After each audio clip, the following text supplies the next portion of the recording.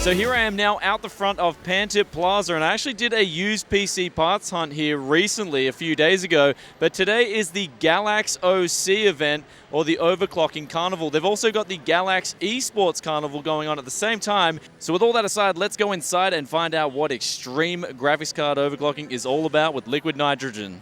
Today was an epic event that served two purposes with the typical hallmark that any tech event should definitely incorporate. First off, we had random scrubs getting pwned in PUBG, competing for Galax graphics cards.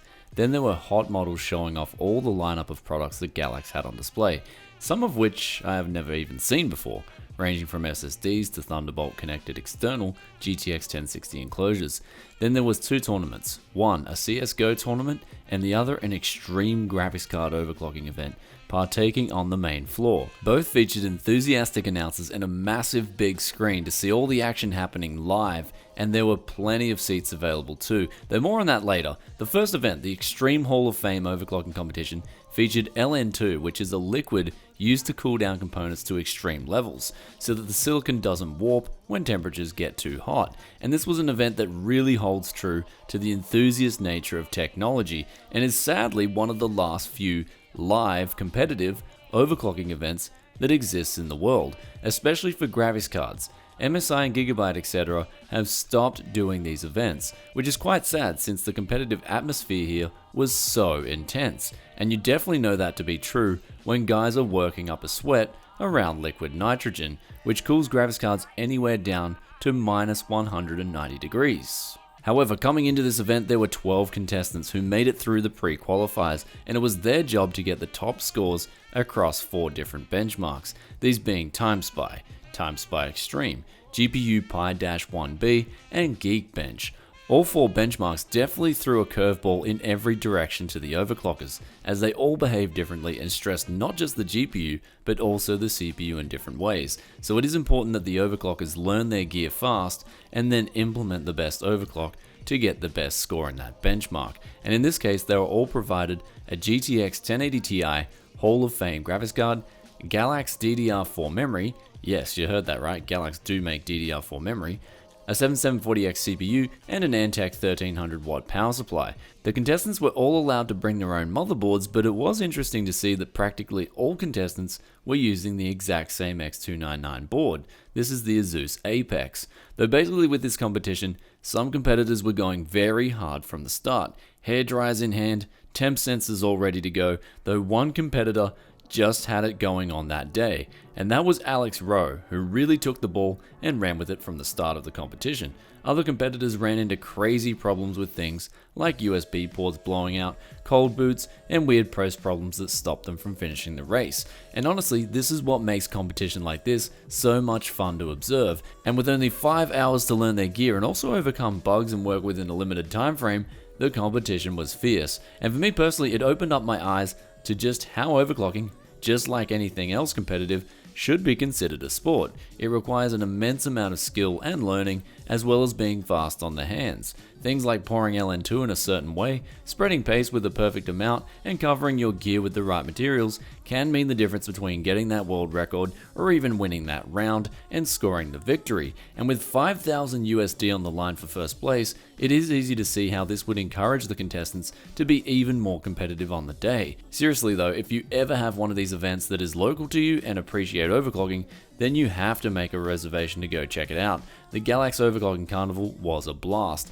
It was also good to see world records being broken too, and this was done on the Galax GTX 1080 Ti Hall of Fame graphics card, which Galax put a lot of hard work and time and effort into making sure that it can not only overclock to extreme levels, but also making sure the cards don't clonk out when under pressure. It also isn't uncommon to see these cards burning more than 700 watts power on their own. It is also great to see Galax graphics cards doing so well in Asia too, and with graphics cards that can withstand over 40 degrees ambient temperatures day in day out, it is easy to see why.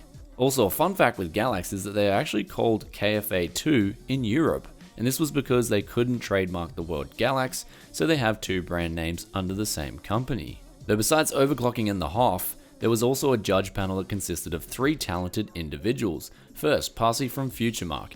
Yes, the guy that pioneered 3D Mark Firestrike, my favorite synthetic of all time. They're also kind enough to hint that there will be another benchmark dropping in 2018, so stay tuned for that. Then there was Peter from HardwareBot, which is software that is used to validate hardware and also overclocking world records. Peter was very friendly and kind enough to take some time to talk to me through the challenges and obstacles faced by overclockers, and also provided me with a lot of substance for today's video. Thank you, Peter.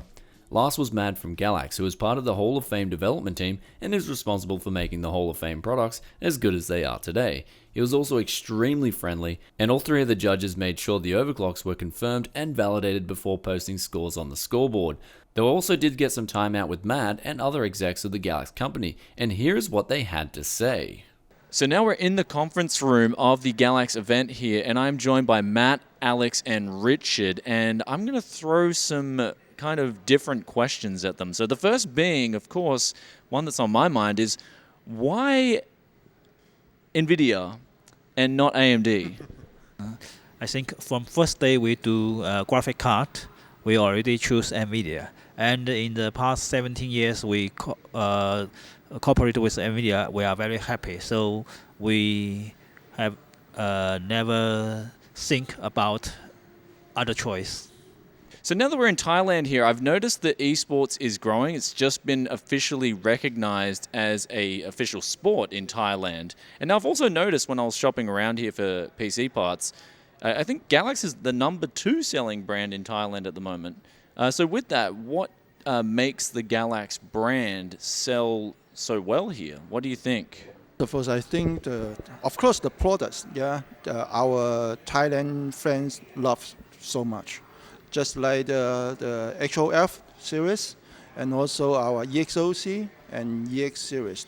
Yeah, because those products we use overclocking, unlike another brand. Yeah, also our gaming gear like the keyboard, mouse, and also the mouse pad, the people love to. Now also a lot of my viewers out there, they want to know with Galax, why are their products not being sold on Amazon, especially in the US at the moment? Is there a reason for that? And can we expect the products to become available on Amazon in the future? Yeah, actually we did it before, but because of some communication problem, maybe we will solve later on. That's awesome to hear. I know my viewers definitely in America are keen on getting a Galax graphics card. They'd love to try one out, so that's good news that it will become. I know there's a store in the US as well with that, so I look forward to for it being sold on Amazon. As I know a lot of my viewers buy products off Amazon. It's just coming to Australia as well, so that'll be awesome when that hits. However, there is a question I have with the chief consultant for the Hall of Fame series, and that is mainly with the 1080 Ti's when these graphics cards are first released. The highest performing gaming graphics card, there's usually the best overclocking series, like you've got the Lightning, you've got the Hall of Fame. However, they are usually delayed. And what's the usual delay on these graphics cards compared to the initial release of cards, and what makes this delay? Simply because we want to ensure the quality of our performance.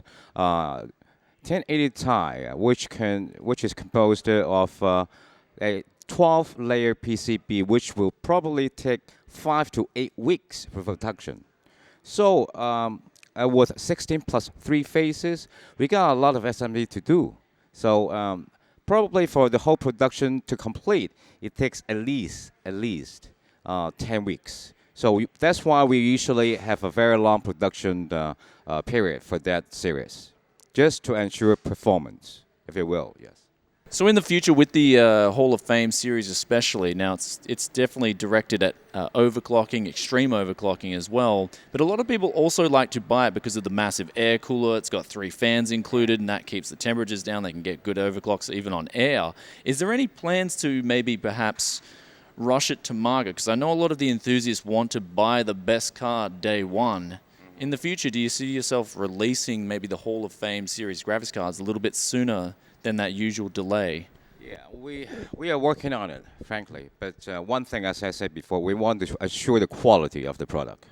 Okay, not being just throw up something you would need the RMA for, you know what I mean, right? So maybe we will shorten by probably 20% faster in the near future. Hopefully, Q1 you will see a fast production and see our product soon in the market. All right.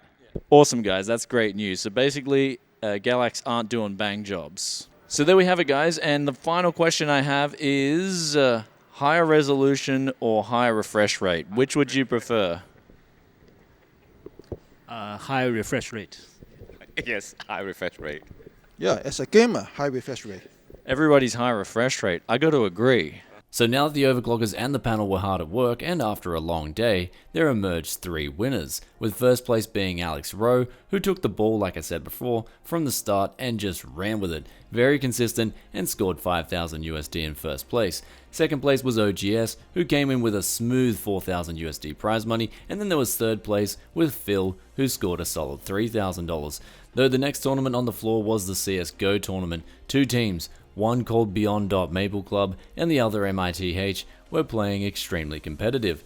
And I haven't seen anything like this. Beyond was only just 1 match point from winning and cleaning up the whole series in the second round, but MITH were not going to give up and managed to pull off one of the biggest comebacks I've seen. The plays on both sides were really good, though I would have liked to have seen both teams play T a little more creatively. They seem to have both tanked on the T matchup. Though nonetheless it was very exciting to watch, though unbeknown to me and around this event, Galax have actually designed their own and had on display their mechanical gaming keyboards, gaming mice and also mouse pads, and they certainly looked and felt of good quality. Though another curious product in the lineup was the Z370 motherboards, which are circulating in China at the moment. So I am looking forward to seeing if they can copy the successful graphics card formula over to these products and release them in the US, Oz and UK for example. Ultimately though, this was an event that was quite simply epic. There was lots of energy in the crowd, open booths for people to play PUBG on, international streamers, and great competitors, and hosts that all came together to make the Galax GoC and GEC 2017 events one for the record. Also a big thanks for Galax for sponsoring me to come to this event and allowing me to experience the action through the eyes of a spectator. Though let's finish the video up on the showroom floor. So there it is, guys. We are just finishing up now at the Galax Overclocking Convention here in 2017 in Antec Plaza in Bangkok, Thailand. Now, as for next year, it is rumored that they may be heading to Malaysia or Vietnam. It's yet undecided, but if the atmosphere is like anything like it was today, then these events are an absolute blast. You'll definitely want to come check it out, especially if you're a local. I was just mind blasted by the live overclocking graphics card event because there's so many more factors to consider versus a overclocking event out of a CPU. You have to deal with a CPU and a GPU, and actually with the GPU overclocking, it's actually a whole new ballpark in that compared to CPU overclocking, you've got to now worry about another factor because a lot of these benchmarks that they do incorporate sometimes GPU and CPU overclocks. So it's a very intense atmosphere. I like to think of it as like a race course where you have to get the best position rather than just a speed lap where whoever gets the best lap in terms of breaking a record. So it's a very good comparison to see this live and see everyone just going at it. A lot of these guys were just sweating, like literally having sweat pouring down because they were just trying to beat the mark. And you may be thinking, why are they trying to do this? And the reason is because there was 5,000 USD for first place up for grabs. There was also $4,000 for second place and $3,000 for third place. However, events are only ever made sweeter if there are world records broken. And there was one world record broken here today with the GPU Pi-1B score. This was done by a contestant named OGS, and he just smashed the record. However, unfortunate for him, he did it after the time limit collapsed on the competition. So he did get the world record, but it didn't count towards his final score. So that may have tipped him over the edge. I'm not too sure, but that was really cool to see. So the prizes here actually trumped that of the pro gaming event with the CSGO. I was really surprised. The winners, who were MITH, they scored a massive comeback in regards to the other team, Beyond.MapleClub, and they only won 2,000 USD roughly. I think it was 50,000 baht. So the overclocking event here for the graphics cards had the biggest prize pool. So it was really good to see that. Overclocking is a lot of fun. It's a lot of fun to come to these events and witness the extreme overclocking. So hope you guys enjoyed this video today. If you did, then be sure to hit that like button and let me know in the comment section below if there's any questions for Galax or if there's anything you'd like to see in next year's event. I was just completely blown away with this event. It was a lot of fun, and I'll catch you guys in another tech video very soon. Peace out for now. Bye.